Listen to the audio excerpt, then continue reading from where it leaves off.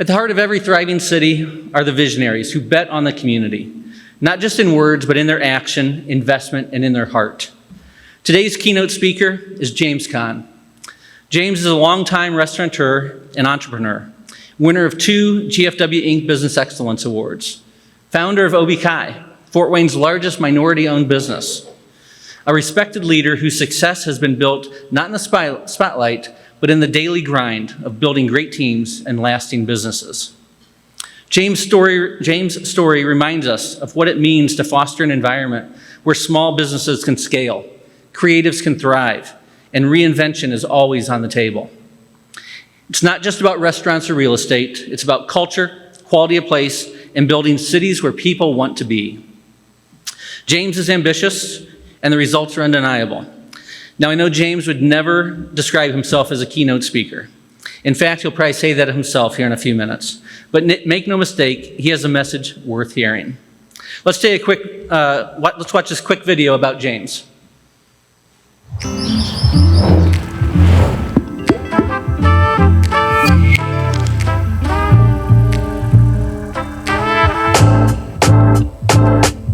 So OBKI it's named after my daughters, Niobe and Cairo. They really just started as a way to start opening multiple restaurants. So we wanted them to be connected and try to take advantage of some economic opportunities from a purchasing standpoint. It all started with Baker Street, and then as we grew into Happy Gnome and we grew into Proximo, we started seeing the need to have an office that helps with administrative tasks for the restaurants there. During COVID, it really morphed because a lot of businesses just weren't prepared with relationships or didn't know what to do in order to get their PPP loans and how to navigate some of the grants that were available. So we really became a huge consulting company in that time, and then that has continued to grow into different ventures, and now we do consulting for businesses that aren't even in the hospitality field. We have 230-ish employees and probably another 400 or 500 family members of those employees. We've worked really hard to try to provide an income and provide a way for those families to maintain a livelihood. And so if I think about the impact that we have, I think it's most certainly with our people, our staff, and that's the primary impact, is that we're helping people advance. And I would say that our secondary impact on Allen County, if you want to say that, would be that guests are going to go out to eat to celebrate, birthdays and anniversaries or work accomplishments or whatever. They're going to go out to eat to mourn when they're in a difficult situation in life, and they're going to go out to eat sometimes just to get away and unplug, or maybe even reconnect in a relationship. And I think that is the most honorable service that you can offer to another person. I think that's the definition of hospitality. And so we try to preach that within our ranks, and we try to cultivate that with our staff so that everyone kind of lives and breathes it.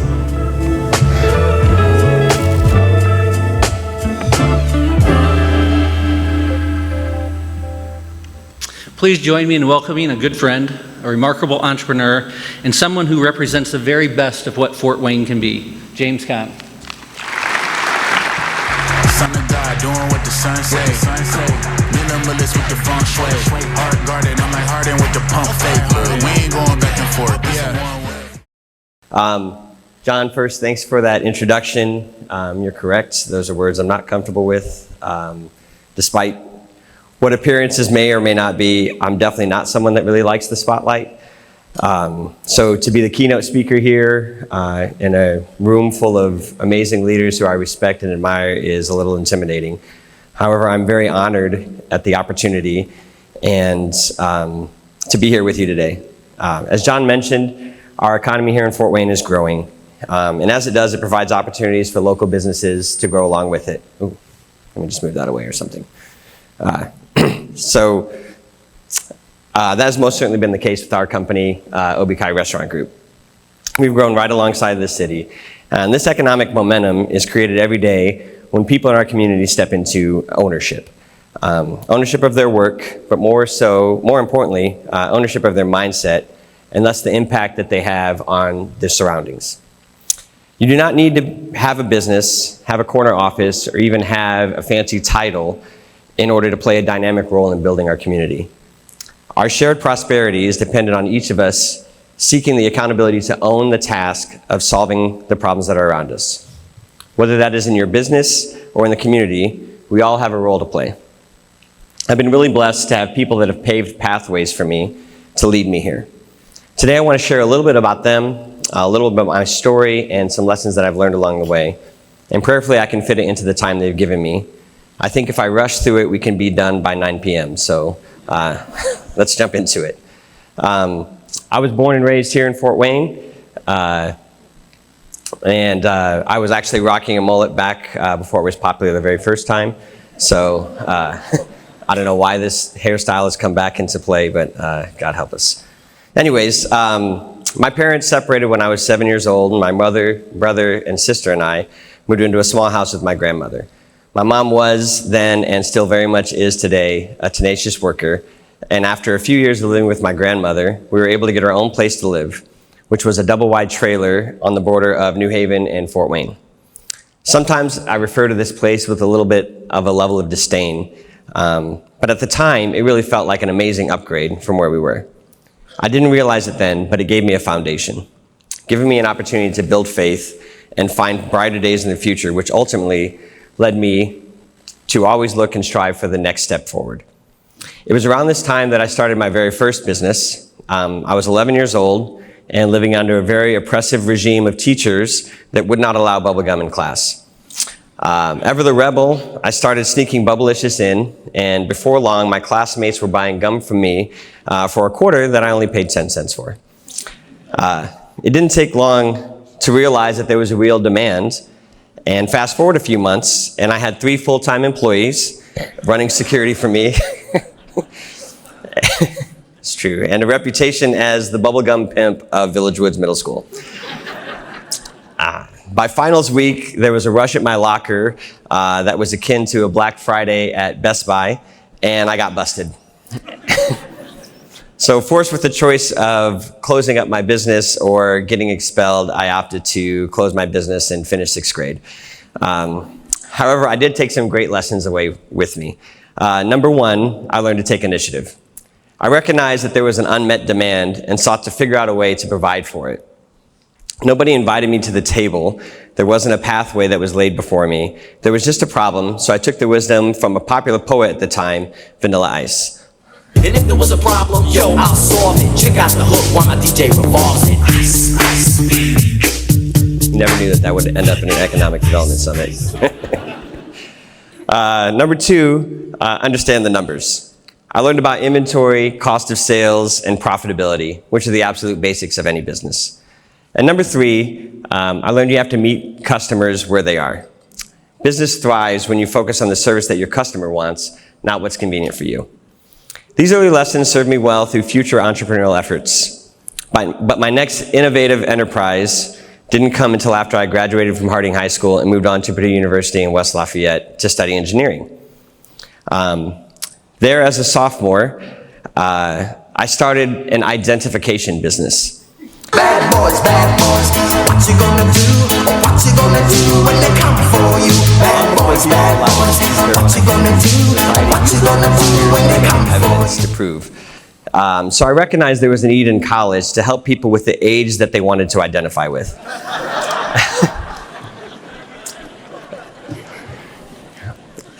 It helped me fund 3 spring break trips for me and all of my employees.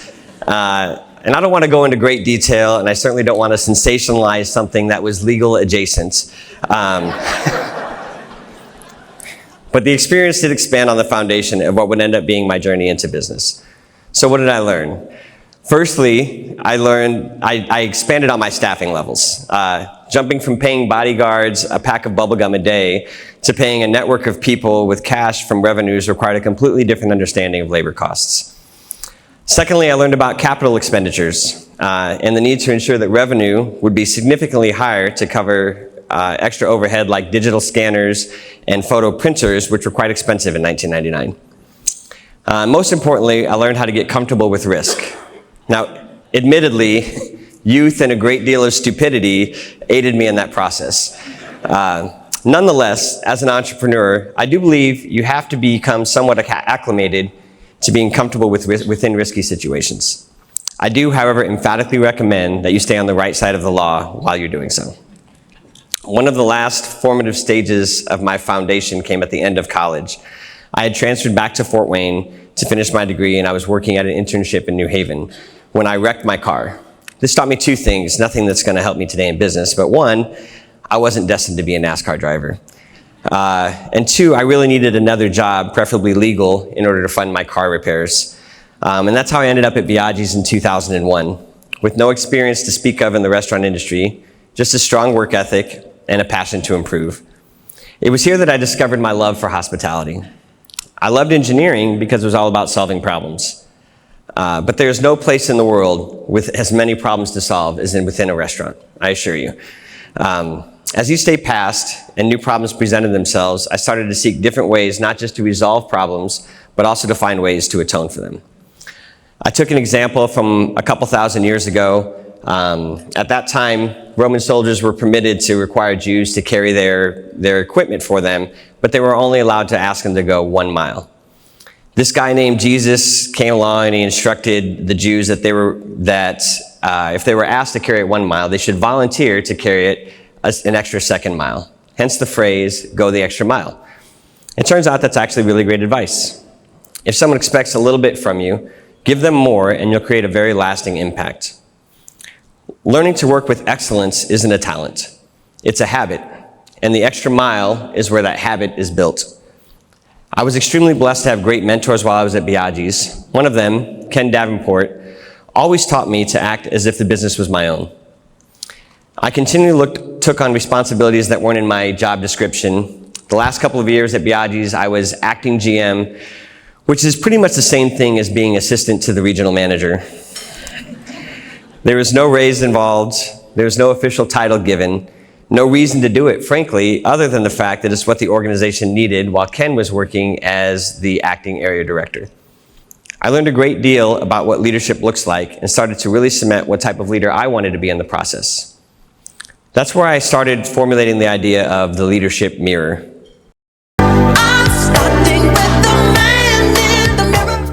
Everyone has experienced a time when their day didn't go well. Your sales were down, the team was disoriented, people simply didn't perform their jobs well. And our instinct in those moments is to often look out the window to find something or often someone to blame. But great leaders do something really different. They don't look out the window, they look through a different glass, a mirror. Because no matter what happens in business, even if it doesn't directly tie to you in any way, there's always a moment on the timeline where you had influence. Maybe that's a conversation that you didn't have, a standard that you didn't reinforce, or a tone that you never set.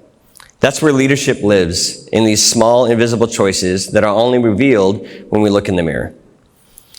If you can find a way to make yourself the problem in any situation, then you can also find a way to make yourself the solution. That doesn't mean beating yourself up or carrying guilt that does not belong to you. It's not about self-loathing, it's about self-awareness. And self-awareness is the secret weapon for great leaders. When you're accustomed to asking, what could I have done differently, you start to find invisible threads between your actions or inactions and your team's outcomes. You're no longer managing for results, now you're shaping them. When a leader looks in the mirror, the whole team feels more safe, simply because they see a leader who takes responsibility, who goes first, who's willing to admit that they could do better. And when leaders own their own mistakes, their people gain courage to own theirs as well. That's how you build a culture of growth instead of a culture of blame. So let's talk a little bit about growth. If you know me, you know I like to tell stories, so here's another one. After several years of working at Biaggi's, I found myself at a crossroads. I truly loved hospitality, but the long hours were taking a real toll. My marriage was suffering, and I knew I needed something more stable that would offer me a better work and home balance. And at the direction of another amazing local mentor of mine, John Barse, I applied for a position at 80/20 in 2008. John knew the owner, Doug Wood, and suspected that he would look beyond the fact that I never actually graduated from college and take some time to get to know me. And John was very right, more than I wanted him to be. I interviewed at 80/20 about 17 times over 6 months, and I thought for sure, I've got this job. But it was September of 2008 and the recession hit, and the role I thought had seemingly evaporated into thin air instantly, like Kaiser Sose. Poof, it was gone. What I didn't realize, that God was using what looked like a setback as a setup for something much greater. 1 year after not getting the job at 80/20, Doug reached back out to me. I was giddy with excitement, but he wasn't calling for an opportunity at 80/20. He and his wife Patty had recently purchased Baker Street Steakhouse. They wanted me to come aboard and run it, but I resisted because I knew what it would mean for my work-life balance. I remember thinking, what an idiotic move. Why would he purchase a failing restaurant amidst the worst recession of our entire lives? So I asked him, and his response was very simple.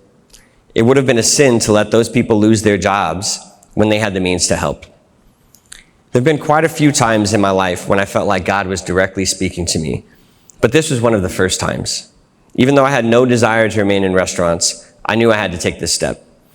For Doug and Patty, it wasn't about owning a restaurant or owning another business. They were doing just fine with 80/20. It was about empowering someone else to lead and to grow. They gave me full autonomy at Baker Street, but they were always present to share their wisdom, guidance, and even pray with me. Together, we didn't save a restaurant. We saved a future for our staff and for the families of what would eventually become Obi-Kai Restaurant Group, which has helped change the trajectories for those involved by creating opportunities for other people to get in ownership the same way that I did. Doug and Patty didn't set out to start a legacy, but that's exactly what ended up happening. Baker Street started to thrive, and at some point, the notion of expansion started to take root. In lieu of duplicating Baker Street in another city, I started theorizing other restaurant concepts that we could open within Fort Wayne so that I wouldn't have to be away from my family. Fortunately, God was not done making the impossible very possible. Enter another mentor and friend, John Nichols. He paved the paths for us to open the Hoppy Gnome, Gnometown Brewing Company, and Obi-Kai Consulting from 2015 to 2017. Yet another community investor, Tim Ash, absolutely obliterated obstacles to help us open Proximo in 2018. While each new venture brought unique challenges, they also revealed something even more important. Entrepreneurs do not scale businesses, they scale people. Real leadership isn't about having all the answers. It's about creating the conditions where other people can rise, where they can find their voice, their gifts, and their path. I've been super blessed to have mentors who did that for me. And when I looked in the mirror, I realized it was my responsibility to attempt to do that for the same thing for others. At Obi-Kai, we've worked hard to build a culture that empowers individuals. A culture where leaders don't just manage shifts, prayerfully, they mentor people as well. I measure success by the people that we touch. Are their lives better for having worked with us? Did we help them? Are there leaders and entrepreneurs that are coming from within our ranks in our organization? I can say by that metric that we've had a small level of success. I've been blessed to participate in the journey of several individuals who now own their own business. What I would call privately our coaching tree. And I say that sheepishly, without any intention of taking from their absolute hard work or efforts. Together with my partners Pete Shuey and Eric Milan at Obi-Kai, Baker Street Hoppy Gnome, Proximo, and the Villages of Arneo, we've been participants on the journeys of these Fort Wayne entrepreneurs. Sherman Bell, who owns Hideout and KYB Properties, Johnny Perez, who owns Mercadito Food Truck, Mercado, Poppy's Pizza, Ducky's, and Spoke and Ivy, Lisa Pelkington, who owns Simple Kitchen, Ben Jones, who's a partner at Preferred Financial Group, and Javier Gasnares, who started Let It Shine Auto Detailing. 5 people who now own 10 businesses within Fort Wayne.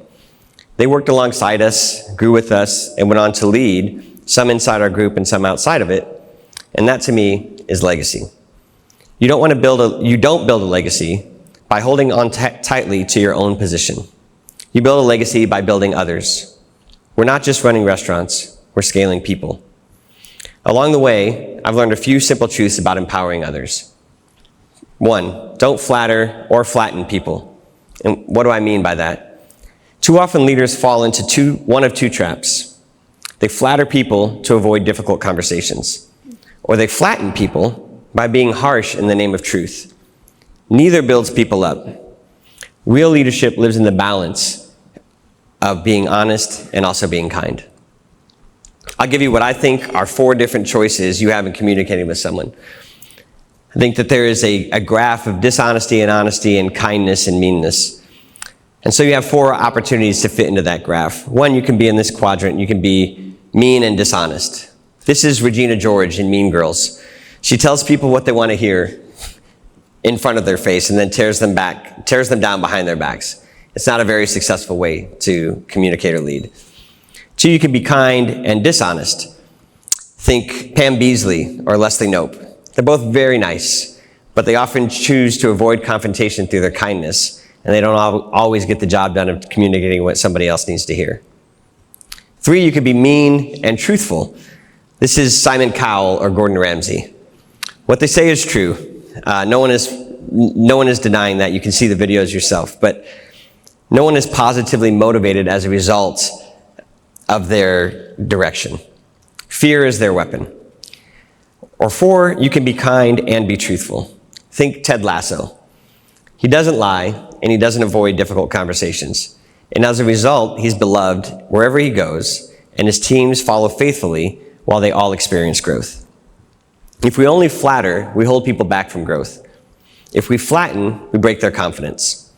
But when we combine honesty and kindness, we empower people to rise. That's how you scale people, by telling them the truth in a way that they can actually receive it. Remember that blame fixes nothing, but reflection builds everything. Blame is a temptation. You think it'll make you feel good to assign fault to somebody, and it often does for a small moment. But it doesn't solve the problem. This is where the leadership mirror shows up again. When Drew Brees threw an interception, no matter if the receiver dropped the ball or if the offensive line failed to block for him, he always took the blame. He'd say, "I have to do better. That's on me." When the leader owns it, the team rallies. This is why reflection is real fuel for growth. It builds trust, accountability, and momentum. Blame divides, and reflection unifies. You have to make opportunities to mentor and bring others along. You cannot do it all yourself. In this speech, I've shared maybe 4% of the mentors I've had in my life. If so many people hadn't invested into me, I promise you, I would never be here in front of you. You have to be willing to pass wisdom and guidance forward selflessly, or you'll never be able to grow. And lastly, work culture is hard to build, but it's very easy to lose. You have to trust your team. Consistency is absolutely everything. If you don't trust them and they leave, you'll never be able to maintain or grow.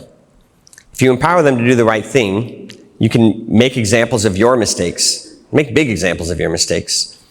And don't vilify your team for their mistakes. This cultivates the confidence for them to make a difference. Never forget, you're never going to scale your business if you aren't scaling your people. So if leadership means investing in people, then the next question is this: how do we take that same principle and build a community where everyone has the chance to rise? 4 years ago, I didn't know if I know that answer, but God wasn't, and thankfully still isn't, done with me quite yet. Sometimes when you don't know what the next step is, God will reveal it in a very unexpected way. In the summer of 2021, I joined Greater Fort Wayne on an inner city visit to Fishers and Carmel. And we walked through several new urban developments. Places along the Monon Trail, downtown Carmel, where all people of all ages were outside, living, working, and playing. Community was being personified. And I realized outside of downtown Fort Wayne, we do not have a lot of these spaces, or any of these spaces. There's something missing from our market, something that will attract people from all backgrounds and stages of life to be together and form relationships that create a fabric of community. And as God has tended to do, he made a way through John Nichols and another community investor that I think would probably prefer to be anonymous to help me identify a site within city limits and still next to natural amenities like forests, the St. Joe River, and also close to I-69, 469, and a short drive to downtown. And that's how the Villages of Arneo was born. It's a $180 million mixed-use development, and that sounds great for economic development. But it's not about an ego trip, and it's not about a price tag. It's about a belief.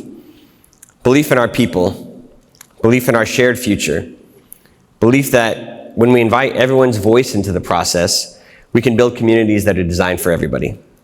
Arneo is designed for families and seniors, kids and creatives, workers, and people at every stage of their life. In today's society, people are not just looking for a place to live, but they often settle for it. What people are actually seeking is quality of life. They'd like to have trails and retail spaces, green spaces, and the kind of intentional design that creates belonging, not just real estate value. Because here's what we all know. People don't stay in a city because of their job. They stay because they feel connected, and they stay because they belong. That's what Arneo is really about. It's not just about bricks and mortar. It's about people bringing innovation not just to business, but to how we build a community in itself. That's the next level of economic growth, in my opinion. Investing in places where people want to live, work, and build something that lasts. And that brings me to the most important question of today: what now? Because if Fort Wayne is going to keep moving forward, it can't just be a few projects or a few leaders. It has to be more people who are willing to take ownership, more people who are willing to innovate, and more people willing to invest in others. That's the legacy that we can leave, not just in a thriving economy, but a thriving community. Because when people belong, cities thrive, and when cities thrive, so do we all. So don't wait. Leadership doesn't come from a title or a paycheck, and greatness doesn't come for waiting for the right moment. It comes from showing up every day with a desire to do excellent work exactly where you are. And if there's a gap in your workplace or in your community, don't just point it out. Be part of a solution and step up to help innovate new and better ways for our collective growth. You do not have to be a community leader to exercise this. In fact, speaking up is likely a way that someone can recognize you and invest in you to create your opportunities, exactly like what was done for me. If you're already a community leader, then you have a voice, and I would encourage you to use it. Here's my challenge to all of you today. Leadership isn't about position. It's about a posture, performance, and a passion. It's about taking ownership of how you show up and the impact that you leave behind. Grab your mirror before you criticize others. Humility is one of the most attractive leadership qualities, and it's perfectly personified in self-reflection. Being accountable for results, especially negative results, is an excellent way to empower your team to take risks and innovate. If ownership is the first step, then the second is to scale people. If you're a business leader, who is the next Sherman or Johnny in your coaching tree, and how do you invest in them? One, mentor them. Mentorship's a word we use a lot, and I don't know if really people think about it, but it really just means being open to a relationship. Share the lessons that you've learned through mistakes and heartache, and be willing to pass on the wisdom that you've gained. Be open and be transparent. Create opportunities for them to lead. We can always accomplish more together than we can alone.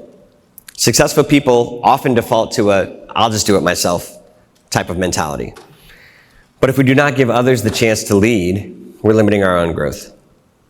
Remember that the next wave of business owners and innovators is already here in our city. They're very likely already here in this room.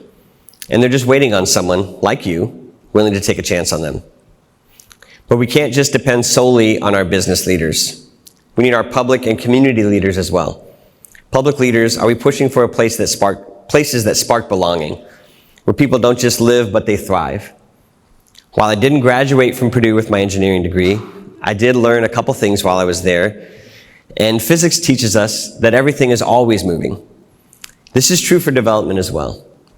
If we aren't innovating to do something greater than what we have, then we're already falling behind others that are. And if you're not a business owner or an elected official, you're not off the hook either. There's a way for you to contribute to building our community as well. So students, employees, and emerging leaders, it isn't as if you need one, but if it makes you feel better, I'll offer you one. Here's your invitation. Pick something that matters, fix it, or go create it if it's missing. But do not leave it idle. There's no shortage of work that needs to be accomplished, and without you, it'll never get there. Ultimately, this is why we're all here today. The Allen County Together plan is a great roadmap, but it will not come to life unless we all find a piece of it to own. So let's take ownership, let's scale people, and if we do, we won't just grow businesses. We'll grow an inclusive community where everyone has the chance to rise. Thank you for your time and your investment in the future of our community.